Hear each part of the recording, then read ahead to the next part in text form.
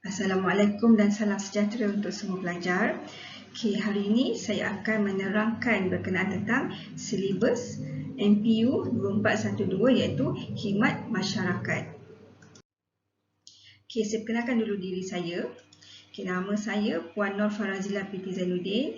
Jadi untuk mudah pelajar boleh panggil saya Puan Farah. Saya rasa kat sini mesti dah ramai yang mengenali saya. Saya punya jabatan adalah di Corporate Affairs ataupun CA.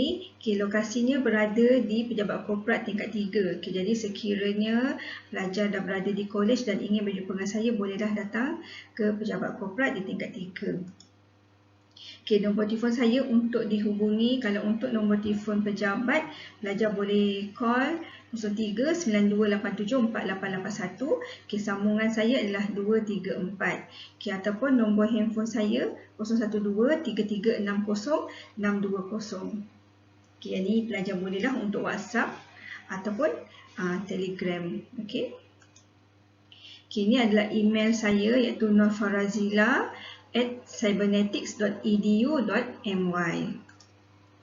Sebelum ni saya mengajar menggunakan MOOC Open Learning.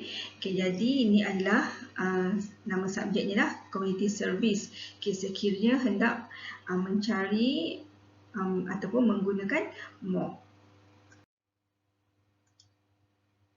Inilah www.openlearning.com/cybernetics. Boleh cari community service kalau yang melalui Open Learning ataupun melalui MOOC.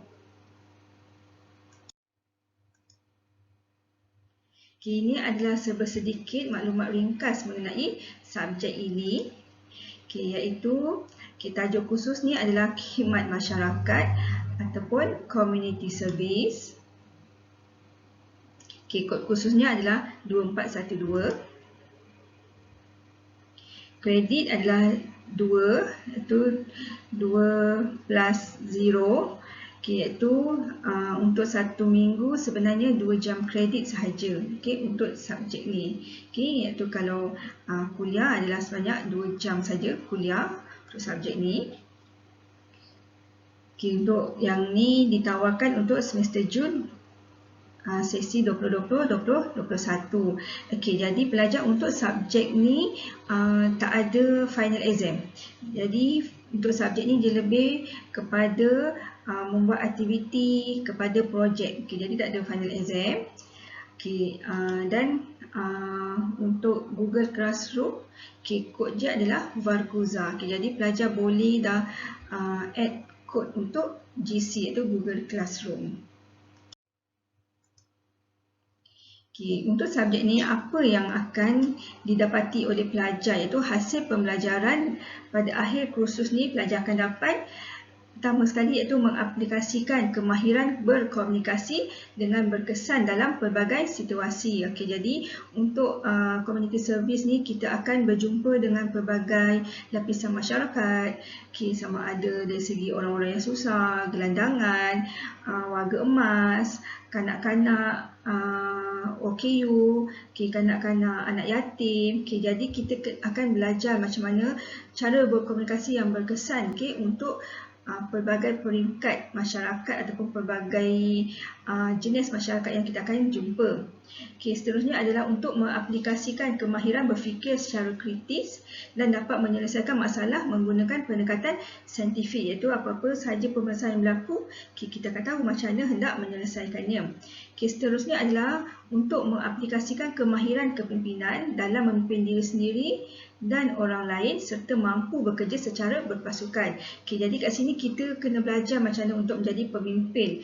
Selain daripada pemimpin diri sendiri, kita juga perlu menjadi pemimpin untuk satu pasukan ataupun kumpulan lah. Seterusnya mengaplikasikan kemahiran maklumat dan menjadikan proses sepanjang hayat sebagai cara. Jadi kat sini kita akan tengoklah macam mana kita nak aplikasikan kemahiran untuk mendapatkan maklumat dan sebagai satu proses pembelajaran sepanjang hayat. Ini adalah objektif untuk subjek ni. Iaitu yang first kali adalah untuk mengenal pasti nilai, etika, faedah dan sumbangan dalam khidmat masyarakat. Okay, jadi kita akan tahu macam mana nilai-nilai yang bagus, okay, dari segi etika, okay, etika yang betul untuk kita berhubung dengan pihak luar. Okay, mengenal pasti aktiviti pembangunan masyarakat dan pelaksanaannya. Okay, kita akan tengok kelompok masyarakat macam mana yang hendak kita bantu, kita aktiviti macam mana yang perlu kita rancang, okay, untuk membantu jenis-jenis ataupun golongan masyarakat yang tertentu. Okay, yang ketiga adalah untuk menjalankan projek praktikal khidmat masyarakat. Okay, ini objektif yang ketiga. Okay, jadi untuk subjek ni dia tak ada final exam, dia based on kepada projek ataupun aktiviti di luar. Okay, walau bagaimanapun untuk semester ni, okay, semua sedia maklum kita dalam keadaan PKP, walaupun sekarang ni PP, tapi kita masih lagi ikut kepada SOP yang telah ditetapkan oleh kerajaan. Okay, jadi untuk aktiviti-aktiviti ni saya tidak menggalakkan pelajar untuk membuat aktiviti di luar ataupun pergi ke rumah Wang Gemas, pergi ke rumah kanak-kanak kurang upaya, okay? Sebab kita masih lagi dalam tempoh untuk mencegah daripada penularan COVID-19 ni. Jadi untuk penilaian subjek ni saya akan ubah sedikitlah untuk semester ni. Okay, kita kat sini kita akan belajar sebanyak 7 bab. Okay, sebenarnya bab dia sangat-sangat simple saja. Okay, jadi untuk topik yang first iaitu untuk bab 1 kita akan lebih kepada pengenalan, iaitu dari segi pengertian khidmat masyarakat, perkhidmatan sukarelawan, itu badan kerajaan serta badan bukan kerajaan yang menjalankan khidmat masyarakat. Okay, bab yang kedua adalah berkenaan tentang pelaksanaan kerja khidmat masyarakat. Okay, kat sini saya akan ajar macam mana kita hendak membuat proposal, okay, ataupun membuat perancangan, okay, sebelum kita hendak menjalankan aktiviti. Okay, seterusnya yang ketiga adalah kemahiran insaniah dalam khidmat masyarakat. Okay, kat sini ada beberapa elemen-elemen kemahiran insaniah yang perlu diketahui oleh pelajar dan perlu dipraktikkan juga oleh pelajar. Okay, seterusnya bab 4 kita akan lebih kepada kemahiran komunikasi. Bab 5 kemahiran kerja berpasukan. Okay, untuk bab 6 kemahiran kepimpinan, dan yang bab terakhir adalah etika dan moral profesional. Okay, jadi kat sini kita ada 7 bab sajalah untuk subjek ni. Okay, ini adalah macam mana cara penilaian. Okay, saya bahagikan kepada 3 bentuk cara penilaian. Okay, penilaian yang pertama adalah melalui latihan ataupun tugasan, iaitu 40%. Okay, saya ambil kat sini. Okay, yang ni adalah dari segi latihan ataupun tugasan yang saya beri pada mungkin setiap minggu ataupun mungkin 2 minggu sekali berdasarkan kepada bab-bab. Okay? Jadi setiap bab akan ada latihan, akan ada tugasan. Yang ini lebih kepada tugasan ataupun latihan individu. Okay, yang kedua adalah projek 1. Okay, ini sebanyak 20%.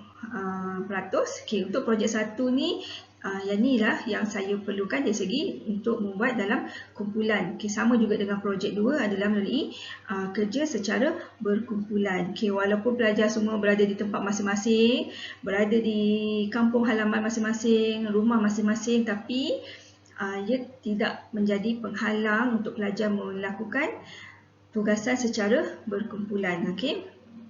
Jadi saya dah minta pelajar untuk buat kumpulan. Okay.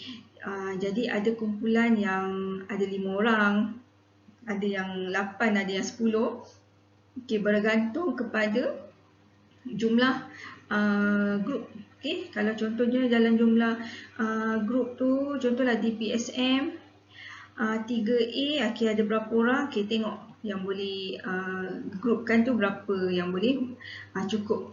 Okay, jadi diharap okay, semua pelajar akan enjoy, okay, untuk mengetahui lebih mendalam lagi berkenaan tentang subjek ini. Okay, terima kasih dan kita akan bersambung nanti untuk pembelajaran yang seterusnya.